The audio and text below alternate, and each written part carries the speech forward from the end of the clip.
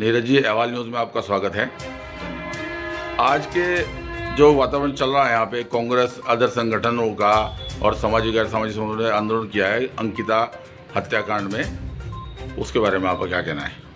देखिए, अंकिता भंडारी हमारी बहन थी, उत्तराखंड की बेटी थी। आज एक ऐसा माहौल क्रिएट करने की कोशिश की जा रही है जिससे कुछ अराजक तत्वों और कुछ संगठनों के द्वारा जिन्हें हत्या का दोषी साबित कर दिया गया था, कुछ लोगों की मिलीभगत के कारण आज उसे एक सुसाइड बताने की कोशिश की जा रही है। आप सीबीआई जांच की बात करते हैं, पर सीबीआई जांच के फैक्ट्स तो आपके पास होने चाहिए ना। आज हाई कोर्ट में मामला है, सुप्रीम कोर्ट में भी मामला गया है।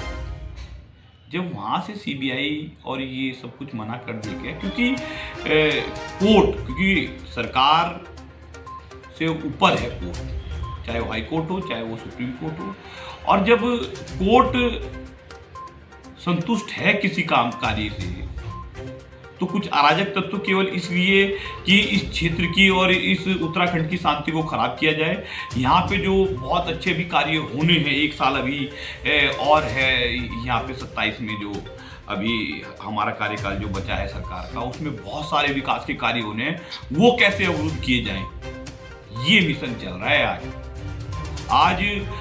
कुछ आप एक ऑडियो, वो ऑडियो किसकी है, वो किससे बात हो रही है, जो हमने ऑडियो रिकॉर्डिंग सुनी उसमें तो ऐसा प्रतीत होता है कि कोई नशे की हालत में कोई अनगढ़ बातें कर रहा है।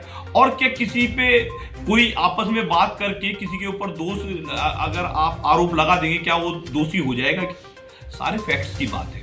और मैं तो सबको कहता हूँ, जितने भी आज हमारे उत्तराखंड के लोग या कुछ दल जो ये आरोप लगा रहे हैं, तो आप सिद्ध करवा दीजिए ना।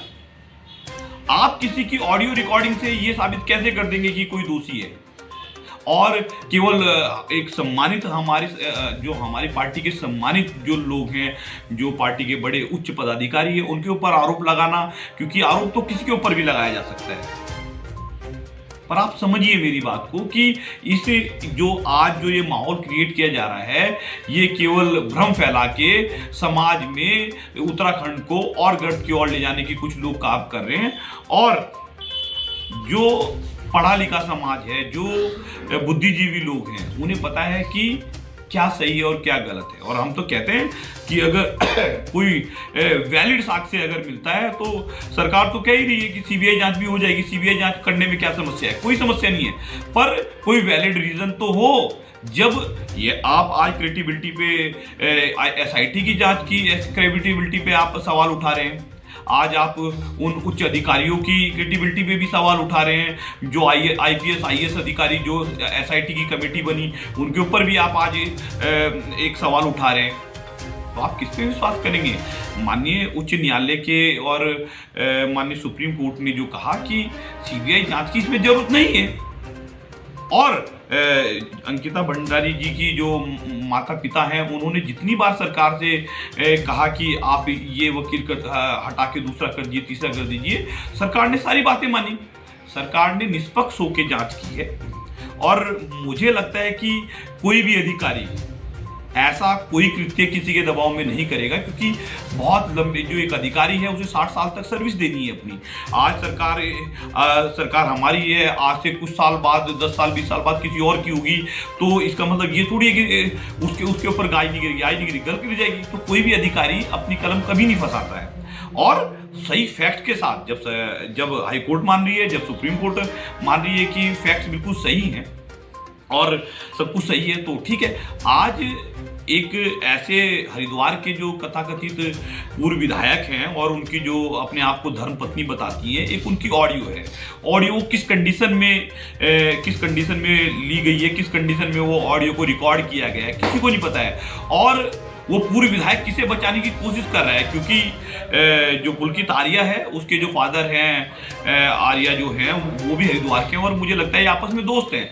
उस हत्या को, उस जघन्य हत्या को ये सुसाइड दिखाने की कोशिश करने की एक कोशिश कर रही है। उसमें विपक्ष की जो पार्टी हैं वो भी पूरी इसमें शामिल है।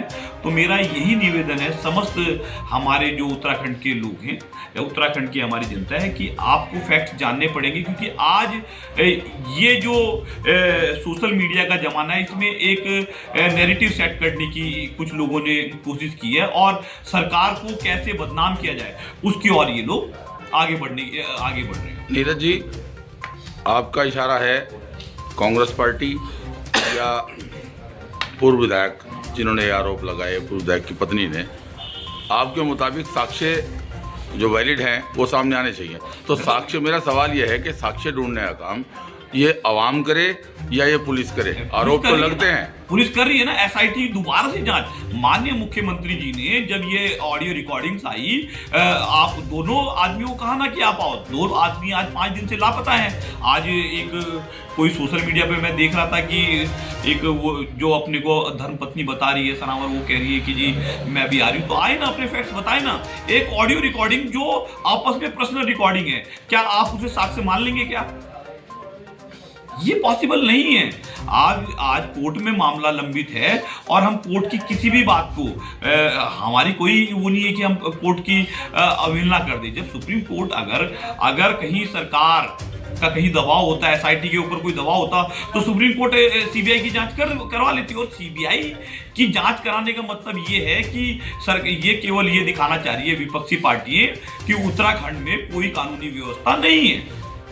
आप समझिए, सीबीआई वहां पे इन्वॉल्व होती है जहां पे सरकारी व्यवस्थाएं खराब हो जाती हैं और इस उत्तराखंड में कानूनी व्यवस्था है।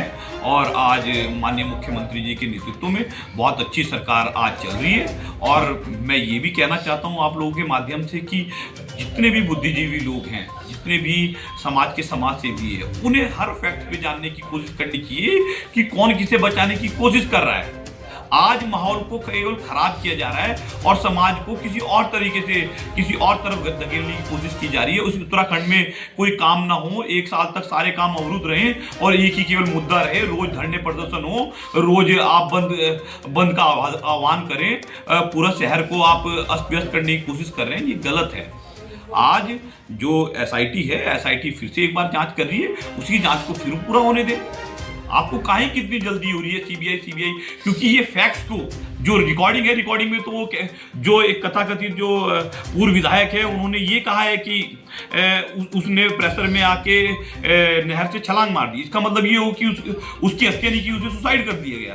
तो ये लोग, कुछ विपक्ष के लोग, कुछ लोगों को बचाने की कोशिश कर रहे हैं, जिन्हें अपराध का दंड मिल चुका है उन्हें छुड़ाने की कोशिश कर रहे हैं। तो मेरा सारी समस्त जनता से यही निवेदन है कि ऐसी भ्रांतियों में ना आए। उत्तराखंड में एक कानूनी व्यवस्था है और मैं ये मानता हूं कि जो दोबारा से एसआईटी की जांच हो रही है उसे पूरी होने दिया जाए। धन्यवाद।